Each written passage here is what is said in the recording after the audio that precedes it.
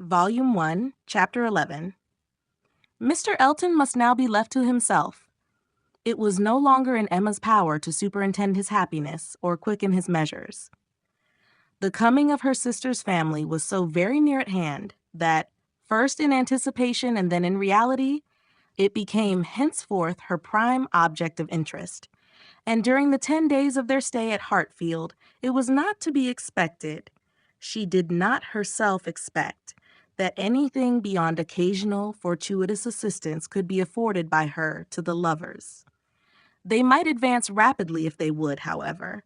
They must advance somehow or other, whether they would or no. She hardly wished to have more leisure for them. There are people who, the more you do for them, the less they will do for themselves. Mr. and Mrs. John Knightley, from having been longer than usual absent from Surrey, were exciting, of course, rather more than the usual interest. Till this year, every long vacation since their marriage had been divided between Hartfield and Donwell Abbey. But all the holidays of this autumn had been given to sea bathing for the children, and it was therefore many months since they had been seen in a regular way by their Surrey connections, or seen at all by Mr. Woodhouse, who could not be induced to get so far as London, even for poor Isabella's sake, and who consequently was now most nervously and apprehensively happy in forestalling this too short visit. He thought much of the evils of the journey for her, and not a little of the fatigues of his own horses and coachmen who were to bring some of the party the last half of the way. But his alarms were needless, the 16 miles being happily accomplished, and Mr. and Mrs. John Knightley, their 5 children, and a competent number of nursery maids all reaching Hartfield in safety. The bustle and joy of such an arrival, the many to be talked to, welcomed, encouraged, and variously dispersed and disposed of, produced a noise and confusion which his nerves could not have borne under any other cause, nor have endured much longer even for this. But the ways of Hartfield and the feelings of her father were so respected by Mrs. John Knightley that, in spite of maternal solicitude for the immediate enjoyment of her little ones, and for their having instantly all the liberty and attendance, all the eating and drinking, and sleeping and playing which they could possibly wish for, without the smallest delay, the children were never allowed to be long a disturbance to him, either in themselves or in any restless attendance on them. Mrs. John Knightley was a pretty, elegant little woman, of gentle, quiet manners, and a disposition remarkably amiable and affectionate, wrapped up in her family, a devoted wife, a doting mother, and so tenderly attached to her father and sister that but for these higher ties, a warmer love might have seemed impossible. She could never see a fault in any of them. She was not a woman of strong understanding or any quickness, and with this resemblance of her father, she inherited also much of his constitution, was delicate in her own health, over-careful of that of her children, had many fears and many nerves, and was as fond of her own Mr. Wingfield in town as her father could be of Mr. Perry. They were alike, too, in a general benevolence of temper and a strong habit of regard for every old acquaintance. Mr. John Knightley was a tall, gentlemanlike, and very clever man, rising in his profession, domestic and respectable in his private character, but with reserved manners, which prevented his being generally pleasing and capable of being sometimes out of humor.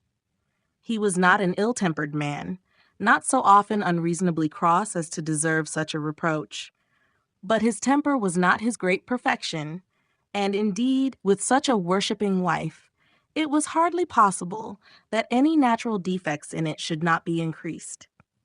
The extreme sweetness of her temper must hurt his. He had all the clearness and quickness of mind which she wanted, and he could sometimes act an ungracious or say a severe thing. He was not a great favorite with his fair sister-in-law. Nothing wrong in him escaped her. She was quick in feeling the little injuries to Isabella, which Isabella never felt herself. Perhaps she might have passed over more had his manners been flattering to Isabella's sister, but they were only those of a calmly kind brother and friend, without praise and without blindness. But hardly any degree of personal compliment could have made her regardless of that greatest fault of all in her eyes, which he sometimes fell into, the want of respectful forbearance towards her father. There he had not always the patience that could have been wished. Mr. Woodhouse's peculiarities and fidgetiness were sometimes provoking him to a rational remonstrance or sharp retort, equally ill bestowed. It did not often happen, for Mr. John Knightley had really a great regard for his father-in-law, and generally a strong sense of what was due to him, but it was too often for Emma's charity, especially as there was all the pain of apprehension frequently to be endured, though the offense came not. The beginning, however, of every visit displayed none but the properest feelings, and this, being of necessity so short, might be hoped to pass away in unsullied cordiality. They had not been long seated and composed when Mr. Woodhouse, with a melancholy shake of the head and a sigh, called his daughter's attention to the sad change at Hartfield since she had been there last. "Ah, my dear," said he, "poor Miss Taylor, it is a grievous business."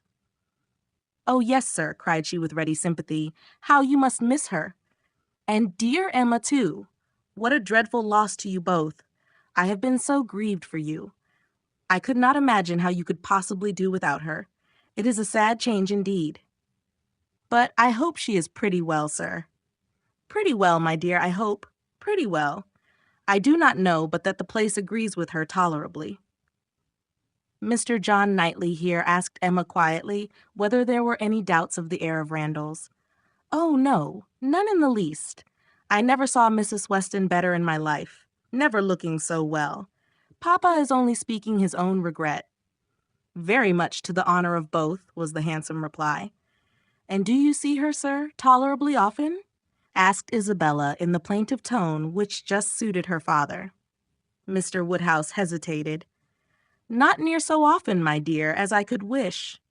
"Oh, papa, we have missed seeing them but one entire day since they married. Either in the morning or evening of every day, excepting one, have we seen either Mr. Weston or Mrs. Weston, and generally both, either at Randalls or here, and, as you may suppose, Isabella, most frequently here. They are very, very kind in their visits. Mr. Weston is really as kind as herself. Papa, if you speak in that melancholy way, you will be giving Isabella a false idea of us all. Everybody must be aware that Miss Taylor must be missed, but everybody ought also to be assured that Mr. and Mrs. Weston do really prevent our missing her by any means, to the extent we ourselves anticipated, which is the exact truth." "Just as it should be," said Mr. John Knightley, "and just as I hoped it was from your letters. Her wish of shewing you attention could not be doubted, and his being a disengaged and social man makes it all easy. I have been always telling you, my love, that I had no idea of the change being so very material to Hartfield as you apprehended. And now you have Emma's account. I hope you will be satisfied." "Why, to be sure," said Mr. Woodhouse. "Yes, certainly. I cannot deny that Mrs. Weston, poor Mrs. Weston, does come and see us pretty often, but then she is always obliged to go away again. It would be very hard upon Mr. Weston if she did not, papa. You quite forget poor Mr. Weston." "I think, indeed," said John Knightley pleasantly, "that Mr. Weston has some little claim. You and I, Emma, will venture to take the part of the poor husband. I being a husband, and you not being a wife, the claims of the man may very likely strike us with equal force. As for Isabella, she has been married long enough to see the convenience of putting all the Mr. Westons aside as much as she can. Me, my love," cried his wife, hearing and understanding only in part. "Are you talking about me? I am sure nobody ought to be, or can be, a greater advocate for matrimony than I am. And if it had not been for the misery of her leaving Hartfield, I should never have thought of Miss Taylor, but as the most fortunate woman in the world. And as to slighting Mr. Weston, that excellent Mr. Weston, I think there is nothing he does not deserve. I believe he is one of the very best-tempered men that ever existed. Excepting yourself and your brother, I do not know his equal for temper. I shall never forget his flying Henry's kite for him that very windy day last Easter. And ever since his particular kindness last September 12th in writing that note, at 12 o'clock at night, on purpose to assure me that there was no scarlet fever at Cobham, I have been convinced there could not be a more feeling heart nor a better man in existence. If anybody can deserve him, it must be Miss Taylor. "Where is the young man?" said John Knightley. "Has he been here on this occasion, or has he not?" "He has not been here yet," replied Emma. There was a strong expectation of his coming soon after the marriage, but it ended in nothing, and I have not heard him mentioned lately. "But you should tell them of the letter, my dear," said her father. "He wrote a letter to poor Mrs. Weston to congratulate her, and a very proper, handsome letter it was. She shewed it to me. I thought it very well done of him indeed. Whether it was his own idea, you know, one cannot tell. He is but young, and his uncle, perhaps. My dear papa, he is 23. You forget how time passes. 23, is he indeed? Well, I could not have thought it, and he was but 2 years old when he lost his poor mother. Well, time does fly indeed, and my memory is very bad. However, it was an exceeding good, pretty letter, and gave Mr. and Mrs. Weston a great deal of pleasure. I remember it was written from Weymouth and dated September 28th, and began, 'My dear Madam,' but I forget how it went on, and it was signed F.C. Weston Churchill. I remember that perfectly." "How very pleasing and proper of him," cried the good-hearted Mrs. John Knightley. "I have no doubt of his being a most amiable young man, but how sad it is that he should not live at home with his father. There is something so shocking in a child's being taken away from his parents and natural home. I never could comprehend how Mr. Weston could part with him. To give up one's child! I really never could think well of anybody who proposed such a thing to anybody else." "Nobody ever did think well of the Churchills, I fancy," observed Mr. John Knightley coolly. "But you need not imagine Mr. Weston to have felt what you would feel in giving up Henry or John.